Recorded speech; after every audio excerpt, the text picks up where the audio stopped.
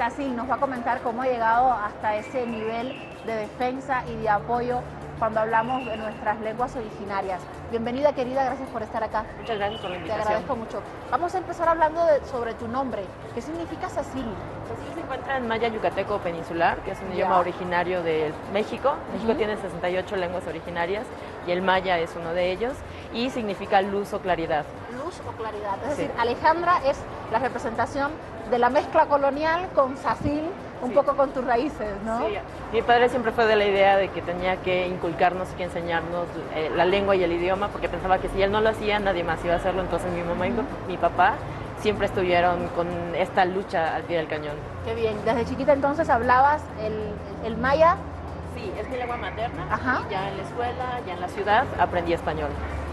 Ya, wow. A ver, es un poco el mismo fenómeno que encontramos en Bolivia cuando hablamos de las lenguas originarias bolivianas, pero según me decías, dentro de la misma lengua maya hay diferenciaciones. Sí, hay varias, digamos, vertientes del maya. Tenemos el maya yucateco, que es una de las más, la segunda lengua más hablada en México, por debajo del náhuatl, y esta tiene otras variantes. Entonces está el maya chiapaneco, el tzotzil o el tzeltal, que es otro tipo de maya. Tenemos también a los mayas de Guatemala, el quiché, el cachiquel, que es otro tipo de maya, el mam, y el maya peninsular, que se habla en Yucatán, Campeche y Quintana Roo. Wow. Y me estás hablando de que se habla en la medida en que pueden cambiar del náhuatl al maya, digamos.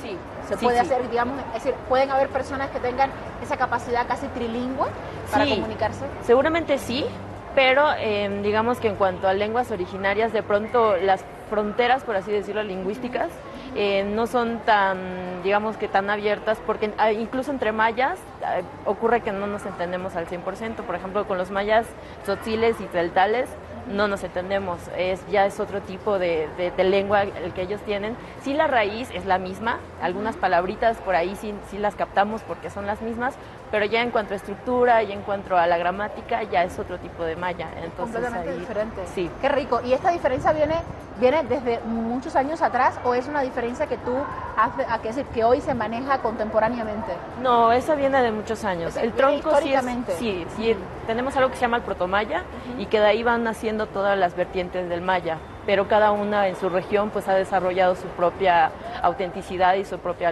gramática. Entonces sí, por eso es una cuestión que ha sido así por siempre. O sea, si tú con 28 años llevas adelante una revolución lingüística, ¿cómo lo logras? Sí, bueno, tuve la fortuna de tener un padre y una madre que todo el tiempo estuvieron enseñándome el idioma. Mi papá fue de la idea de que si no me lo enseñaba nadie iba a venir a hacerlo. Y entonces cuando empezaron a ver estas cuestiones del celular, la tecnología, los correos electrónicos, él me dijo un día, bueno, si no me escribes en maya o me respondes en maya, no te voy a contestar, me dijo. El infarto de la vida, porque pues yo no sabía escribir en ese entonces, sabía escribir en español, había recibido educación en español. Pero él me dijo, pues ve lo que escribes y escucha muy bien cómo lo estás pronunciando. Y así aprendí a escribir. Mi primera clase de gramática la tomé en la universidad y me di cuenta que ya sabía muchísimas cosas. Claro. Entonces tuve la fortuna, él es promotor también, entonces, como dicen por ahí, hijo de tigre pintito, y le agradezco muchísimo esta manera de haberme involucrado a amar lo que soy, mis orígenes y de todo lo que estoy haciendo ahora. Claro, hoy eres, además de escritora, eres editora, eres activista en el ámbito de las tecnologías para contribuir en el ámbito de tu idioma específicamente. ¿Cómo analizar este tema en la medida de todas las transformaciones modernas que hoy podemos ver en el mundo de forma global, y cómo incluir dentro de esas transformaciones tecnológicas el idioma originario, cómo enfrentar ello? Sí, creo que en lo particular me siento en un punto bastante importante entre la generación que está antes de mí, que es esta que ha traído toda esta información muy importante de la comunidad, que es de donde venimos, y la que viene delante de mí, que ya es totalmente tecnológica. Entonces, algo muy rico que ha sido para mí es usar las redes sociales, Instagram, Facebook, Twitter, en mi idioma materno. Creo que nosotros como hablantes y como personas que estamos inmersos en un mundo que está avanzando y que es dinámico, tenemos que avanzar con él. No podemos pararnos y detenernos, porque entonces ya comenzamos a hablar tristemente, de lenguas muertas. Entonces tenemos que avanzar con esto, y yo creo que en vez de tomarlo como algo en contra, tenemos que agarrar el toro por los cuernos y saber cómo utilizar esas herramientas a nuestro favor, que al final son eso, herramientas. podemos distribuir, hacer presentes nuestros idiomas, no solamente los mexicanos, sino todos los idiomas originarios en el mundo, en los medios actuales. Es simplemente eso, vivir junto con todo lo que el mundo nos está presentando. Claro, y me imagino que en esa medida no solo propones en el ámbito tecnológico, sino también escribes, has publicado ya temas que tienen que ver con tu lengua, ¿no? Escrito en tu lengua. Sí, sí, sí, o sea, creo que es importante, como te venía diciendo, hablar de todo, o sea, nosotros somos completos. De todas las temáticas que sean necesarias. Hubo una crítica con respecto a una columna en un periódico, ¿no? Sí, yo trabajo en un periódico, en este periódico la contraportada es el único periódico a nivel nacional que está haciendo una contraportada en lengua originaria. Entonces mucho de la crítica era que por qué estábamos hablando de el último estudio científico sobre... No son temas de los indígenas. Exactamente, pero entonces es esto que hemos peleado por siempre, son nuestros derechos, acceso a la información, claro. Queremos tener información en nuestras lenguas, claro, y no quiere decir que solamente vaya a hablar de los pueblos originarios, es de la información en general, de lo que está aconteciendo, de lo que pasó ayer, de lo que pasó en estos días, incluso lo que está pasando aquí ahora en Bolivia. Tiene que saberse en nuestros propios idiomas. Claro, y ello también tiene que ver, me imagino, con la cantidad de hablantes que hay de la lengua. ¿Cómo comunicarse con estos hablantes? ¿Existen círculos de encuentro para hablar en estas lenguas nativas? Sí, sí existe. Ha sido un poquito como un círculo vicioso, porque muchas de las personas, cuando menos en México, y es algo que de pronto ha sido un reto, yo creo, porque hay muchos hablantes, pero hay pocas personas alfabetizadas, es decir, que sepan leer y escribir. Y entonces un poquito de la crítica en relación al periódico iba por ahí. Era como, sí, pero ¿quién lo está leyendo, claro, no?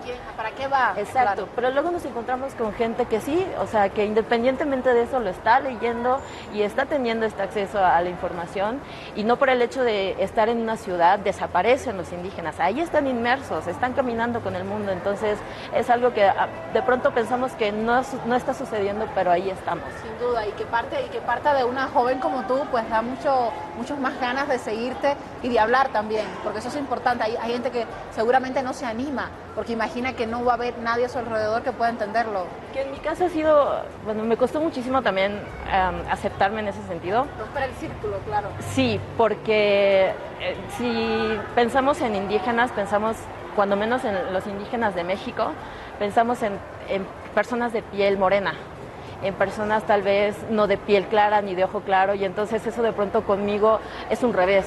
De pronto me ven y es como, ¿tú hablas? Es el prototipo, ¿no?, de lo que la gente espera que sea un indígena. Entonces sí es como, ¿y tú hablas maya? Es como que la pregunta que he escuchado mucho tiempo, es que ¿de verdad hablas? Es como, a ver, pruébamelo, ¿no? Entonces ha sido algo con lo que también me ha gustado mucho romper. Me ha gustado muchísimo aceptar esa parte mía. Oye, qué bien y qué lindo que llegues a Bolivia con esa fuerza, con esa energía, con esa voluntad, porque de alguna manera también estarás como que dejándole el aguijón. Yo siempre digo eso con los escritores de los cuales no conocemos toda su obra, para que jóvenes como tú, acá en Bolivia, que sean descendientes de las lenguas originarias, que ya hay muchísimos que vienen preparando Facebook en Aymara, Facebook en Quechua, vienen hablando en su lengua natal, en guaraní, vienen presentándose a premios en idiomas originarios, son muchísimos, pero que se impulsen también con tu ejemplo. Sí, porque a veces uno piensa que porque no tiene trayectoria no es válido lo que hace, y de pronto hay que quitarnos esas máscaras, hay que quitarnos esos pensamientos, porque al final estamos proponiendo, estamos creando, claro, y estamos sí. ahí. Y tú lo has demostrado en ese hermosísimo discurso frente al Parlamento. ¡Wow!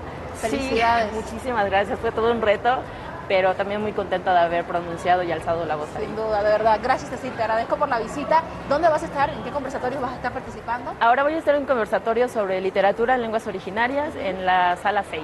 Perfecto, muy bien. Te agradezco muchísimo. Muchas gracias por la invitación. Nuestra última invitada. Usted recuerde que todas nuestras entrevistas puede verlas en nuestras redes sociales, en Facebook, puede escucharla a través de Spotify, a través de iVoox, puede seguirnos en Twitter, en Instagram, y puede, por supuesto, también enviarnos sugerencias para que pueda enterarse de toda la movida cultural de nuestro país a través de Somos Culturas, directamente desde el campo ferial Chuquiago-Marca. Mañana estaremos con nuestro último programa en vivo y en directo desde este espacio 5 en punto de la tarde, y continuaremos conversando sobre literatura, sobre nuestra cultura. Así nos despedimos. Hasta la próxima y que pase buena tarde.